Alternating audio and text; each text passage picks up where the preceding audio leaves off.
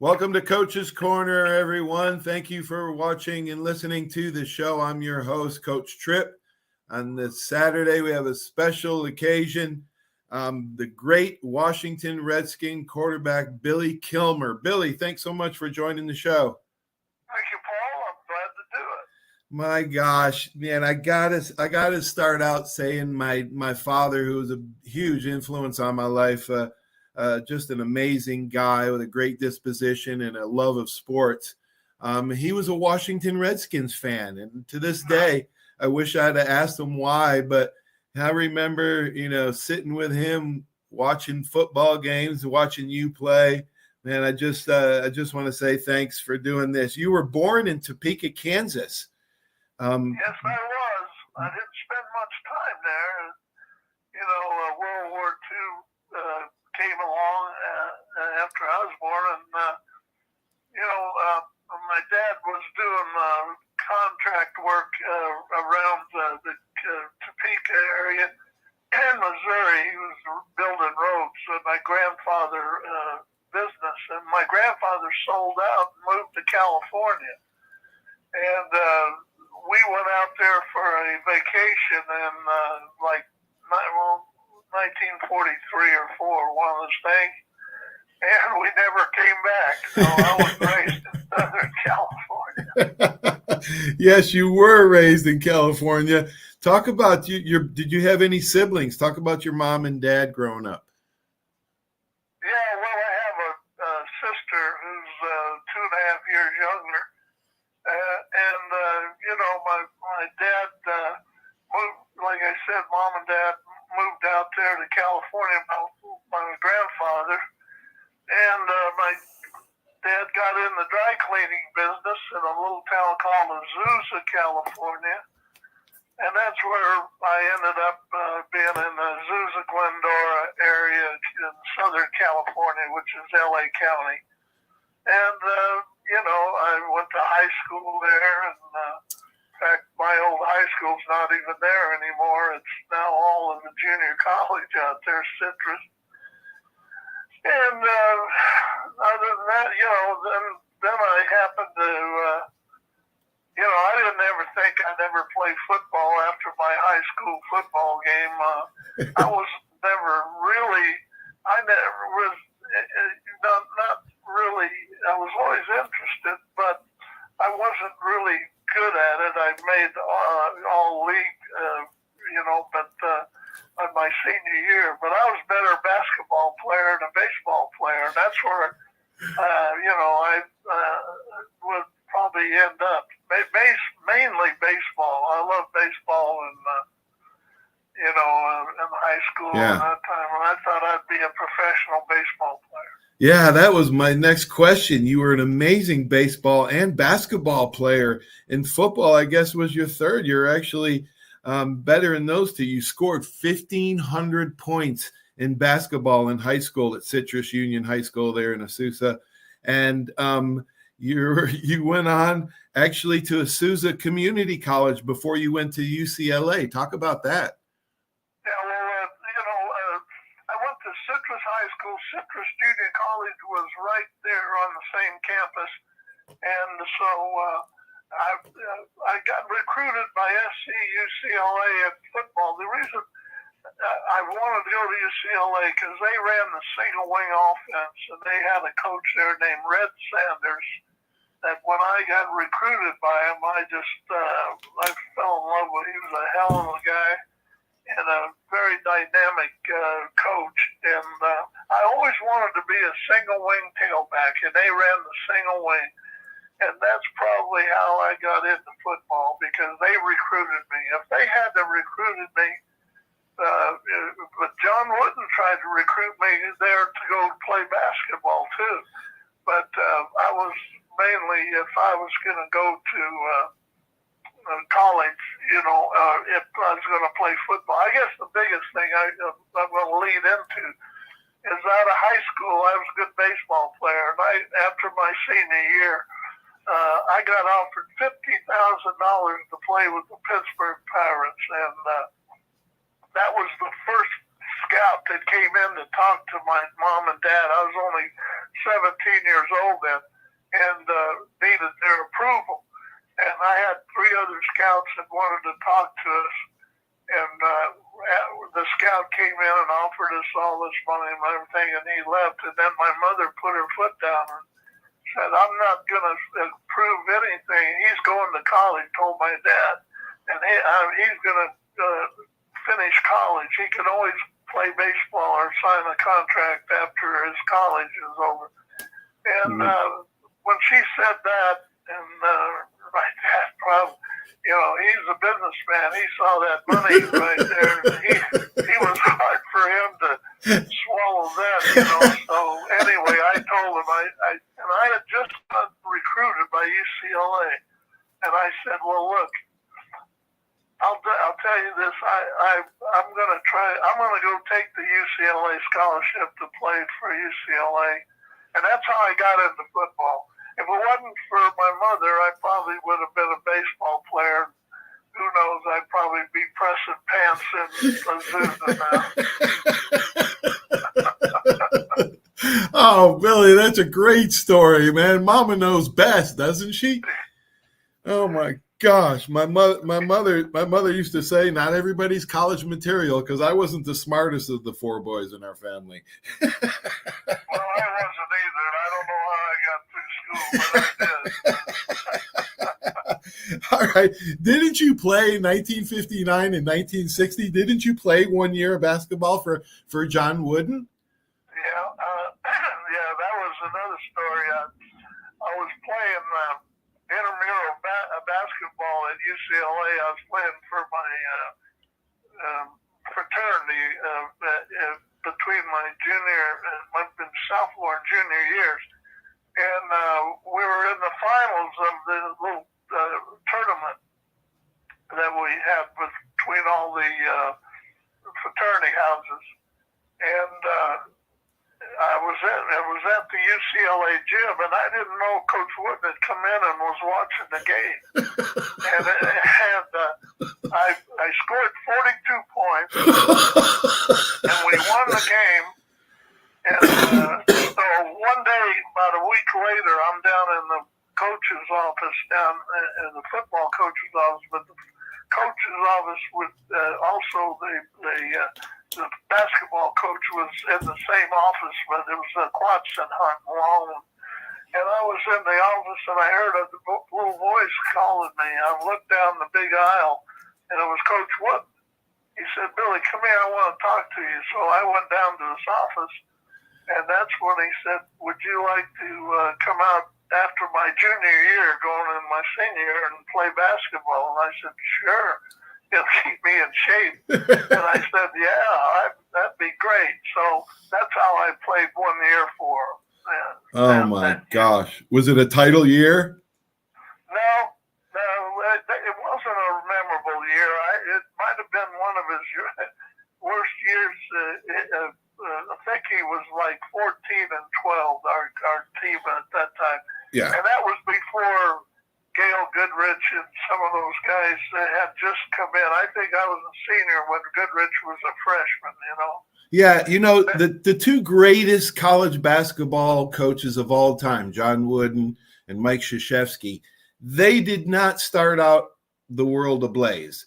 They had losing records for a few years, and their administration stuck with them, and they ended up being the greatest of all time. That just shows you perseverance there. Well, Wooden never had a losing season, but that was as close as he'd ever come.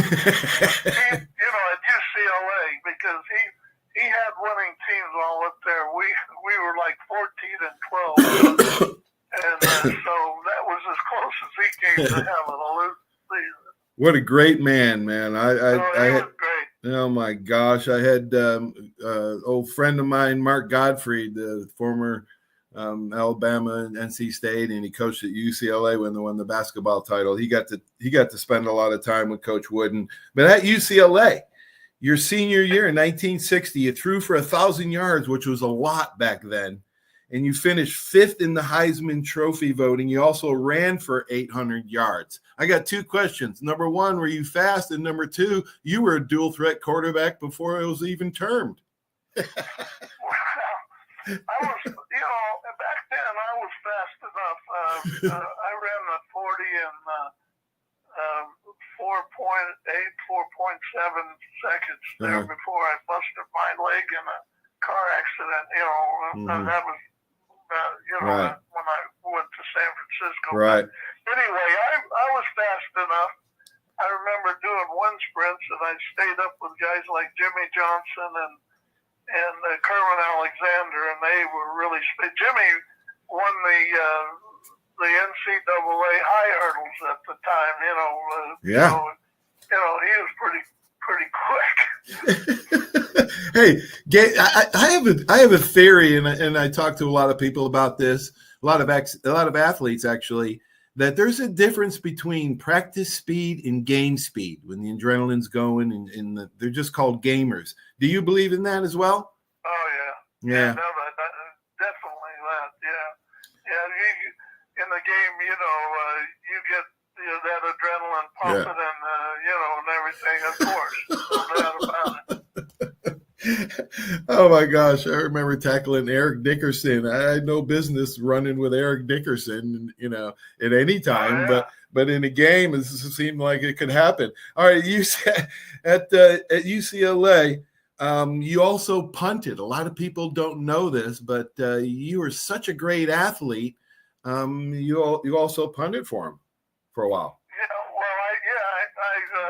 led the Pacific Coast in those days. I guess, I don't know if it was a Pac 6 or 7. Yeah. When I started UCLA, they were on probation for NCAA violations. Mm-hmm. And then I think on my junior year or maybe my senior year, they formed the Pac 6 at that time, which just included Washington, Stanford, Cal, UCLA, SC.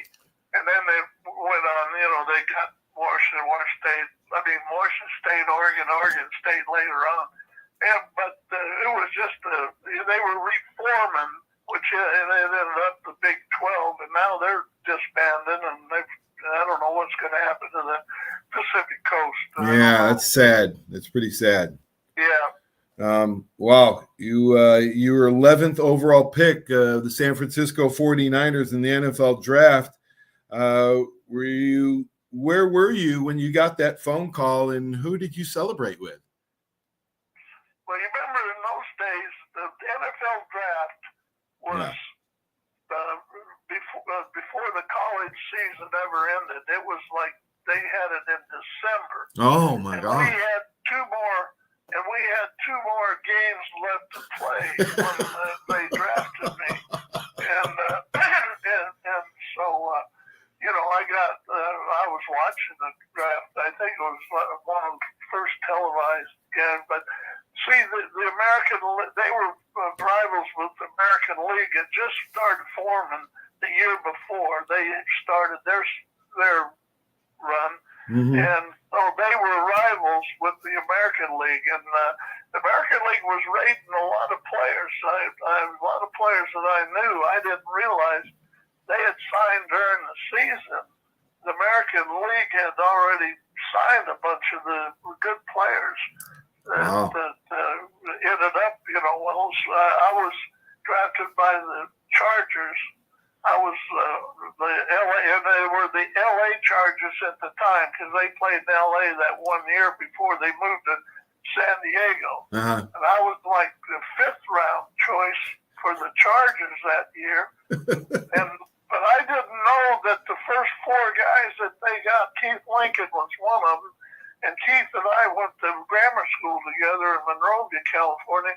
And Keith had told me after we went to the East-West game together, Keith told me that he had signed like halfway through the college season with the Chargers, and all the guys that they had signed had already signed. And it was that was against the rules, but they kept it quiet. My gosh, your rookie year, you're a running back for the 49ers because your head coach, Red Hickey, real name, and then you had Red Sanderson and then Red Hickey. You actually, your first game, I think it was, you scored 4 touchdowns against the Vikings. Is that right? No, see, he drafted me for the shotgun offense. And Yeah. he had put the shotgun in the year before. And, you know, but if he was going to run the shotgun, he needed a guy who could run and throw Right. at the same time. Well, you know, he had, at the time, had Wyatt Tittle and John Brody as his quarterbacks. And Brody was just now coming into his own. And, you know, and so when I came in to the 49ers, we put in we ran the T in the first two games. We won. We won, beat the Redskins early, first game of the year. Then we went to Green Bay and got beat pretty good. Mm-hmm. And you know, during training camp, Red would put in the shotgun, and we'd use it. We used it a little bit during this exhibition season that year, and we ran it pretty good. But then he shelled it for two games, and then we were going to play Detroit in our third game of the season, and he put the shotgun in. But the thing about that, those days, he rotated three quarterbacks. I was always on first down. Bobby Waters came in on second down, and John Brody on third down. and see, I was always first down, and I ran it 90% of the time, or 95% of the time. I was a running back, and Bobby Waters would come in and whatever the down predicted, and then John Brody would never run in his whole life. He threw, no matter if it was first down, he came in, but they rotated the quarterback. Well, anyway, we played Detroit the first game the first game that we put in the shotgun, and we beat Detroit 49-0, and I scored 2 touchdowns and gained 130 yards or something in that area. Then we went and played the LA Rams and beat them 35-0 at Kezar Stadium, and I scored another 2 touchdowns and ran for over 100 some yards, 20 yards or something. And then we went to Minnesota, and we played the Vikings up there. This was the third game that we had the shotgun, and that's where I scored the 4 touchdowns and gained another 120, 30 yards. And so in 3 games, you know, and we stayed in Milwaukee to work out those days for a week before we played the Chicago Bears the next week. And so Sports Illustrated came out and was doing a big layout. This supposedly is going to be the offense of the 60s, right? Yeah. And so they did all pictures to me and Brody and Bobby Waters and all that. And so we went down to play the Bears the next week, and they beat us 31-0, and they put a plug in the shotgun. And all of a sudden, I never saw that article, never came out in Sports Illustrated. The next week, we went over and played Pittsburgh, and they beat us. We still ran the shotgun, but they beat us. Then we went back to play the Detroit Lions in Kezar, and they tied us. It was something like 14-14 or 17-17. I forgot the score. But anyway, they tied us.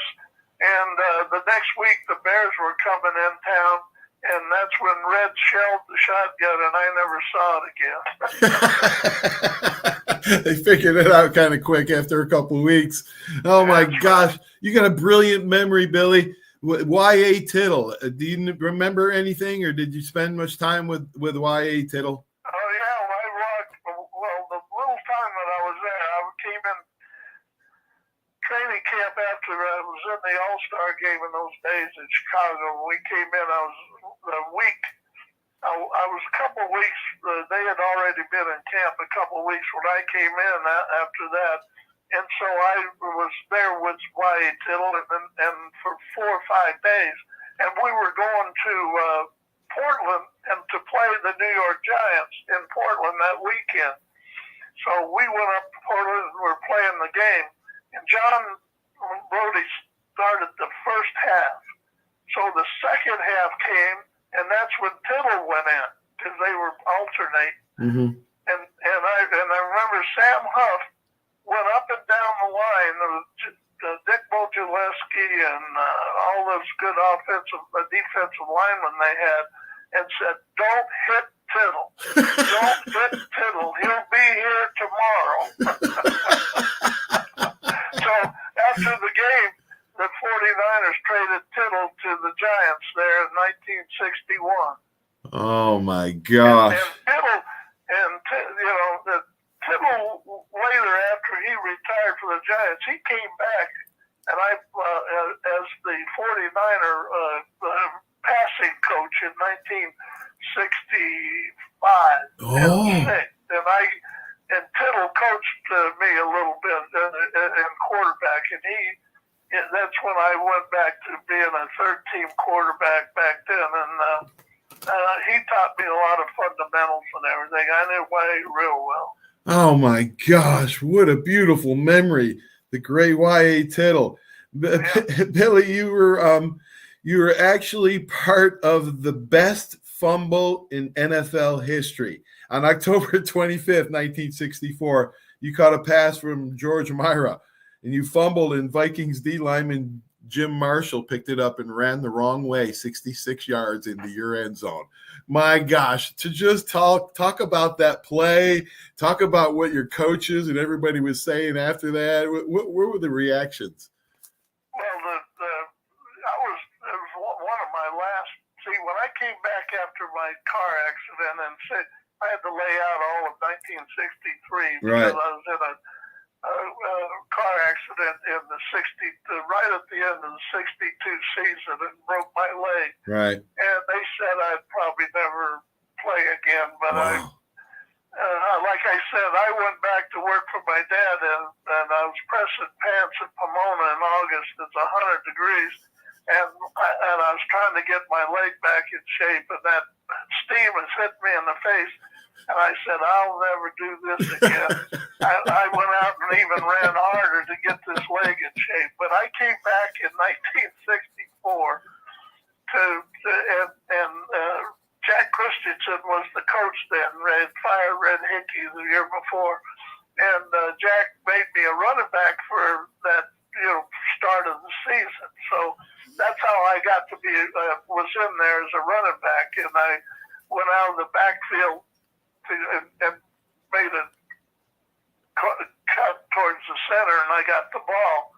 And as I ran up, I got turned around by the defensive back, a guy named Carl Kosoki came up behind me and hit the ball out of my hand. Now, Jim Marshall's running straight at me, but I got turned around, and I'm facing their goal. And when Kosoki hit me, the ball come out and took one bounce, and he's running full speed, and he catches it and runs right straight by, and it's about a 70-yard touchdown, safety, and he was running, and Bruce Mosley was our center at the time, and he's chasing him. The only guy chasing him was Mosley, and he ran in, and instead of dropping the ball, when he went in there, the stands are going crazy, and when he got in the end zone, he was so happy. Instead of just dropping the ball in the end zone where Bruce could jump on it and make a touchdown, he threw it in the stands, and we only got 2 points out of it. You could have got a touchdown because the slowest. Hey, wait a minute. He was so happy, he threw it in the stands, and I remember Fran Tarkey that ran all the way down to the end zone and was cussing him out. You ran the wrong way, and Marshall couldn't believe it. Well, your center's supposed to be one of the smartest guys on the team, and he's chasing him, trying to catch him. Yeah, right. Thank God it was the slowest guy on the team, because the offensive line and the center. He wasn't going to tackle him. I know that. That's hilarious. Oh my gosh, you started before the accident, or you actually started the better half of 4 years with the New Orleans Saints when you got traded. Talk a little bit about that experience, after your accident and everything. And I love that story about your dad working in the steam hitting you. My dad, when I was in college at Alabama, I was a walk-on, And in the summertime, he made me work in a freezer at nighttime, the night shift, just so I would see, what it's like to work for a living. And he kind of motivated me to, get my degree. But that's interesting. Talk about your New Orleans Saints years. Well, it's probably the only reason I stayed into the NFL, because I was a third-team quarterback with the Niners there after my leg. I couldn't run anymore. So and the only reason I stayed 2 more years with the Niners was they had a kicker named Tommy Davis who did all the punting and all the place kicking. And the squads back then were only 35 or 33-man squads back then. Right. So they couldn't have a luxury of keeping 3 quarterbacks, but they did those 2 years. And so then 1967 came up, and that's when I got on the expansion draft of the New Orleans Saints. That was their first year in existence. And I got picked, and the reason I got picked is Tom Fears was their head coach, and he was a UCLA guy and knew me from UCLA. Mm-hmm. He had gone to UCLA, and he played for the Rams back in those days, mm-hmm. and he knew about me, and he got me. And when I went there, I was the third team. I was their third quarterback on their list. When I got to training camp, they had just traded for Gary Quazzo from the Baltimore Colts and gave up a number 1 for him, which was Bubba Smith for Baltimore. Wow. And so, we're playing, and back then we played 6 exhibition games, and I got in all these exhibition games and did very well because we won all 6 of them. Wow. And I contributed to some touchdown passes and did all. And Gary, and back then, the offensive lines we had then, we had a pretty damn good defense that first year. We had Doug Atkins and some old Bears guys that were pretty good defensive linemen. Yeah. But our offense was, very, very suspect, especially offensive line. Mm-hmm. Well, Gary, he was a kind of pocket passer, and he needed a lot of protection, but you couldn't get it those first years. You had to get rid of the ball quick. Well, I had the ability to do that, and I ended up, beating him out of that first year, and I started the first game the Saints ever had there at Tulane Stadium. Wow. Let's talk about the Washington years. I mean, those were you are a Washington Commander Ring of Honor. What an honor that is. Talk about your head coach, George Allen. I don't call them the Commanders because I never played for the Commanders. You are the Redskins, right? I'm part. I've got some Native American blood in me, and I'm Redskins. I was always proud of the Washington Redskins and always honored that. And so I've got the same. Probably, I'm sure you've got a little deeper feelings on that, but. You're the Ring of Honor. Talk about your head coach George Allen and some of your teammates, like Hall of Famer Sonny Jurgensen. Talk about those years. Well, they were great years. For me, because when I got traded to the Redskins, I knew that I could play in NFL, and I knew there were certain places that needed a quarterback. Mm-hmm. And when they traded me to the Redskins, all I thought about is I'm going to be behind Sonny Jurgensen. Mm-hmm. And he was young enough that he was going to play 3 or 4 or 5 more years. Mm-hmm. And so I said, well, I'll get parked in behind him, and I won't get a chance to play.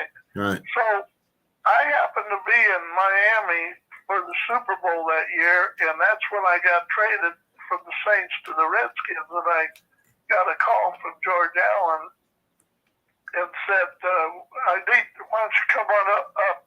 I want to talk to you and everything. And in the conversation, I said, well, Coach, I appreciate you guys trading for me, but I got a chance to. I'm 32 years old now, or I will be, and I said I got a few more years, and I'd like to be a starting quarterback somewhere. Yeah.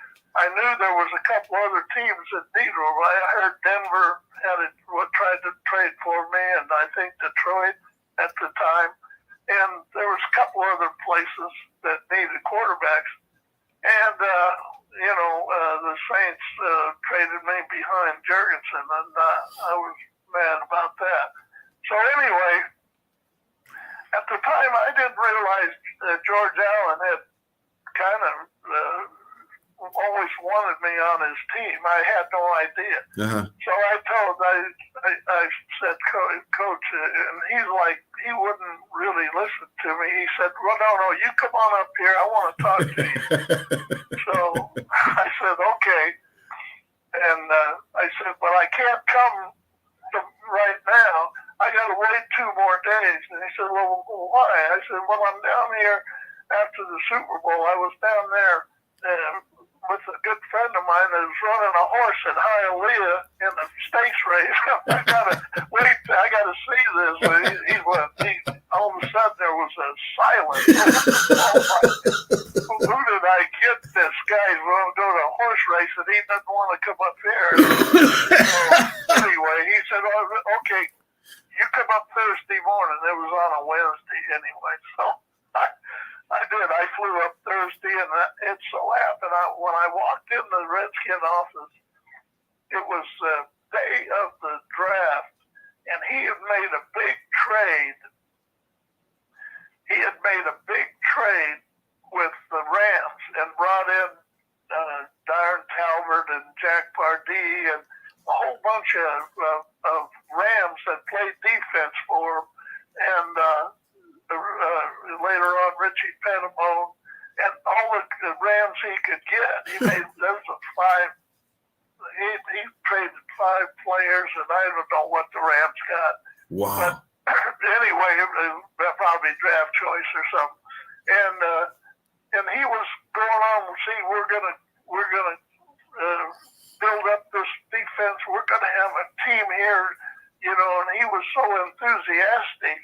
And I've never been around a coach like this guy, Yeah. And he was, and single-minded. He knew football inside and out. And I forgot that the time that we went to the Bears when I was at 49ers, and the shotgun was the hottest thing in the world. I forgot that George Allen was the defensive coach for the Bears in those days. He's the one who stopped it. He's the one who stopped it. But I at the time, I didn't realize that, all I'm trying to convince him, I don't want to be there, and I want to, go somewhere else. And so, anyway, he's put together this team, and so I went to training camp, and I said, well, I'll stick it out a year. I even played out my option that year. and then Sonny got hurt in an exhibition game right here in Miami. He broke his shoulder. Mm-hmm. Now I'm the starting quarterback for the Redskins that first year in 71. And we won our first 5 games in a row, and we weren't supposed to win anything.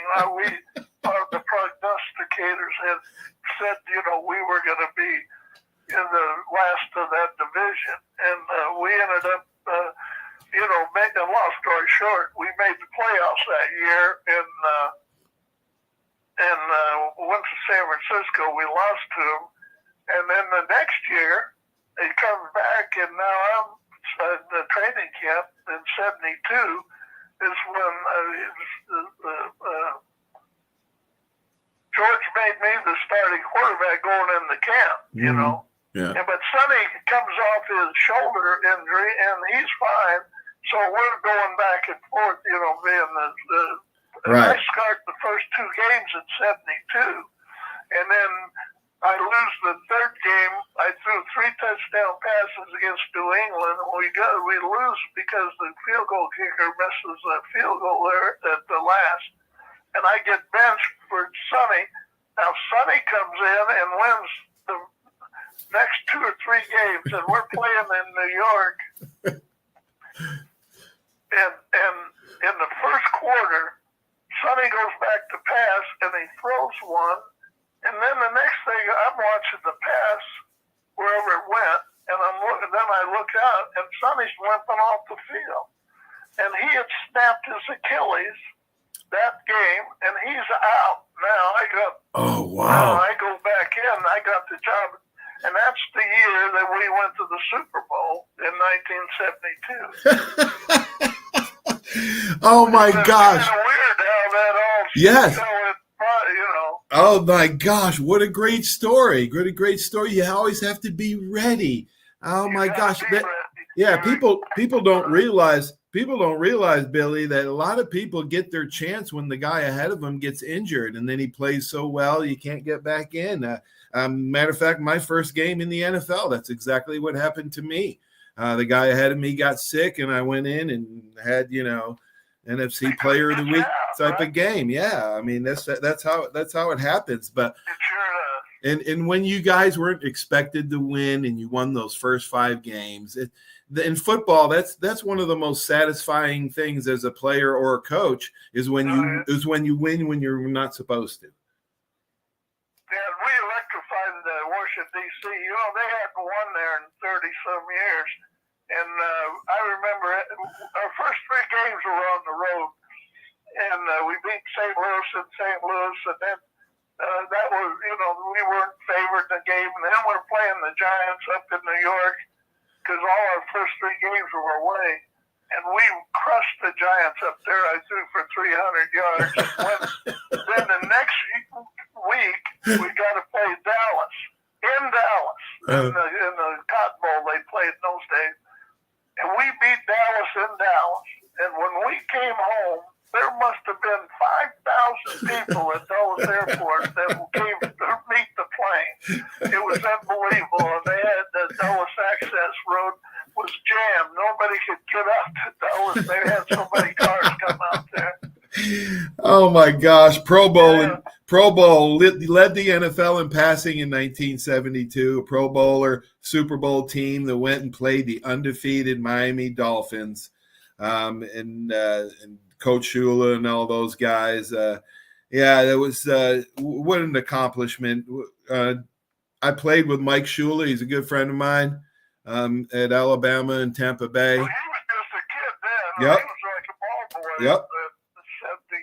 72. Absolutely. 73 Super Bowl. Yeah, absolutely. Great guy too, man. Just a peach of a guy. Billy, you were one of the last quarterbacks to wear that single bar face mask. I know Theismann wore it and a couple other ones, but how many times how many teeth did you get knocked out? How many times did you get your nose broke? And did you ever get poked in the eye? I never got poked in the eye. I got my nose bloodied a few times, and I got my lip busted up. I never got, it's funny, I never got some teeth busted. I kept those, but I had a lot of caps on my teeth anyway. All right. Billy, toughest teammate you ever had? The toughest teammate? Yeah. Man, they were all tough. In the NFL. Back in the day. The one guy who really comes into mind was Doug Atkins. Doug Atkins was a defensive end. A lot of people know. He came from the Bears, and I played with him the 3 years with the New Orleans Saints. And this guy was probably the strongest man I ever saw. I've seen him.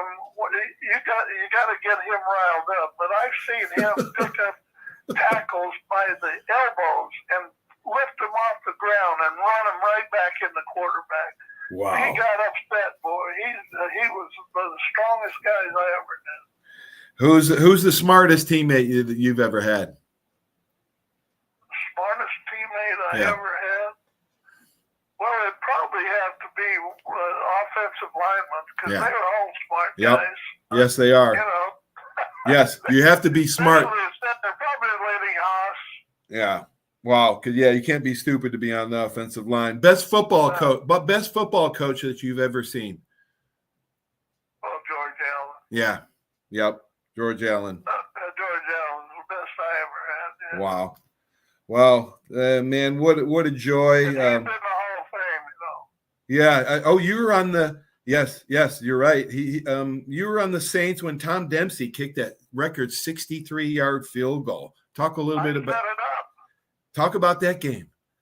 Well, we played the Detroit Lions in that game, and we were leading most of the game, and they made I think Greg Landry came in and made a last second touchdown, and they were hit by 2 points or something, whatever it was, or 1 point, so they kicked into the end zone, and I'm on the 20-yard line, and I tell my receiver, wasn't a Bramlett, it was Dodd, a kid named Dodd, and I said, just go down. The defensive corner, I can't think of his name, but he was a good defensive coach for years for Pittsburgh. And anyway, he was going to lay off 20 yards, 25 yards. I knew that. He wasn't going to let anybody go by.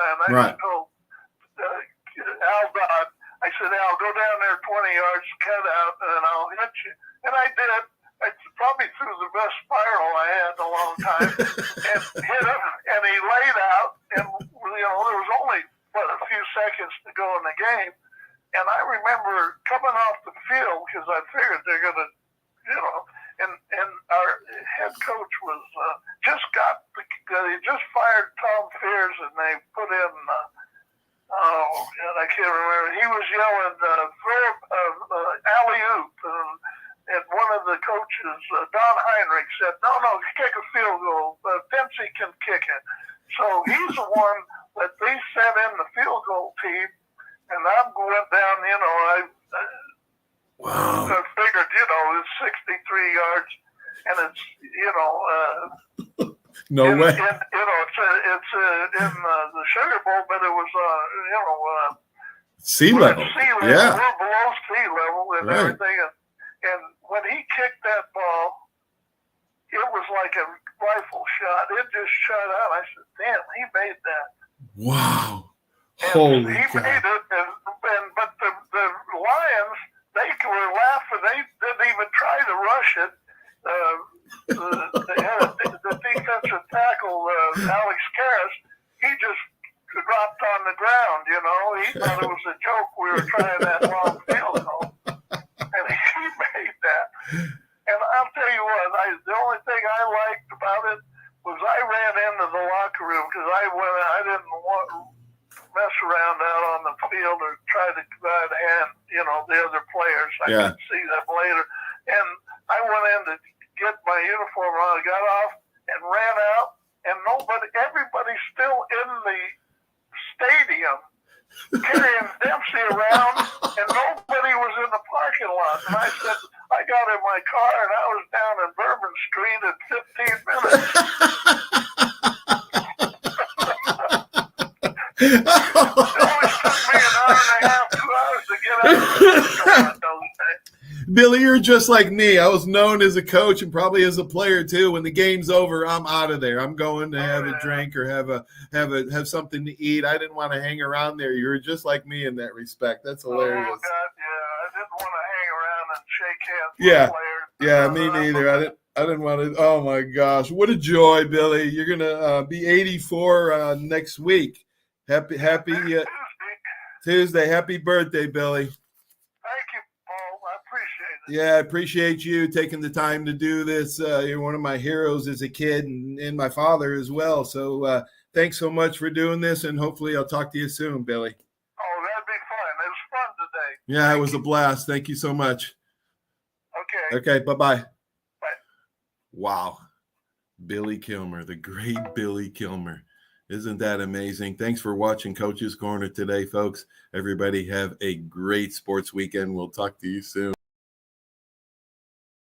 There's a reason why Hill Kelly in Pensacola is the #1 selling Chrysler Dodge Jeep Ram dealer between Jacksonville and New Orleans. While other dealers have taken advantage of a competitive market with higher prices, Hill Kelly has discounted prices to the lowest of the year. And Hill Kelly in Pensacola won't surprise you with excessive charges beyond the selling price. Come see why people from Milton, Pace, Foley, Bay Minette, Daphne, Gulf Shores, Mobile, and beyond are driving to Hill Kelly in Pensacola to buy their next new Chrysler, Dodge, Jeep, or Ram. At Hill Kelly, the bottom line price and your satisfaction are what really matter. So before you sign, check the bottom line and make the trip to Hill Kelly in Pensacola to see what true local ownership can do for you. At Hill Kelly Chrysler, Dodge, Jeep, Ram, Highway 29 in Car City, Pensacola. Or shop online 24/7 at hillkellydodge.com. When it comes to bottom line pricing, nobody beats a Hill Kelly deal. Nobody. Hey, Bill, some game, huh? I haven't really noticed, Paul. What? The biggest game of the year? I've been looking over my insurance. Talk about problems I'm trying to figure out. Well, do what I did. Call the Seiler Agency. They showed me what I needed and what I didn't. They even saved me money. Now, instead of worrying about my insurance, I can worry about the big game. Contact the Seiler Agency at 476-7443 for all of your insurance needs. Your independent agent for home, auto, boat, RV, commercial, general liability, life, and sound investment strategies. Call 476-7443 today. Are you riding around in a filthy vehicle? Dirty car no more. Visit Ronnie's Car Wash today to get it shining in no time. They have 3 convenient locations with another coming soon. The unlimited monthly wash packages start as low as $14.95 per month with free vacuums, multi-purpose spray and towels. Visit them in Gulf Breeze, Navarre, Fort Walton, and soon Crestview. Don't wait, wash today.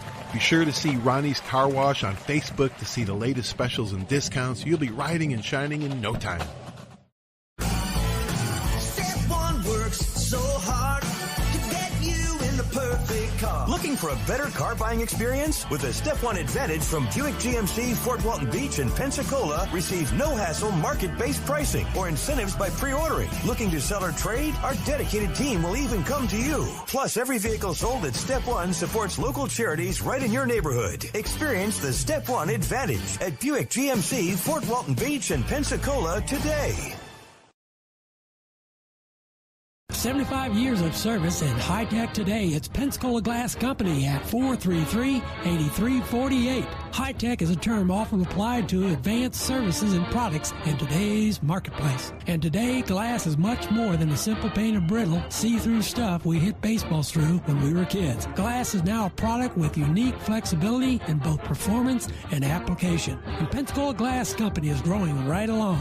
That's Pensacola Glass Company at 433-8348. Did you know there's a place where you can get good neighbor service and surprisingly great rates on your home and auto insurance? Yep, and that place is, ta-da, State Farm. Here's the deal. State Farm agent Will Rentschler is your go-to agent in Pensacola, Florida for the service you deserve at the price that you want. So stop shopping around. State Farm agent Will Rentschler has you covered. Call 850-433-4678 for your surprisingly great rates today. Like a good neighbor, State Farm is there. Legal disclaimer, individual premiums will vary by customer. All applicants subject to State Farm underwriting requirements.